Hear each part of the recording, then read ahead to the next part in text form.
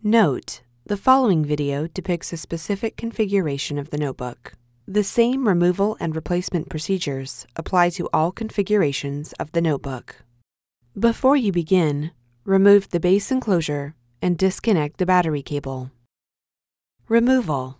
Remove the 3mm P1 Phillips head screw that secures the solid-state drive to the top cover.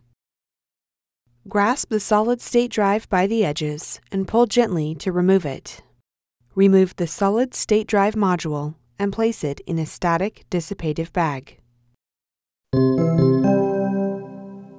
Replacement. Grasp the solid-state drive by the edges and remove it from the static dissipative bag. Align the notch in the solid-state drive with the key in the solid-state drive slot on the system board. Gently insert the solid-state drive into its slot on the system board. Replace the 3mm P1 Phillips head screw that secures the solid-state drive to the top cover.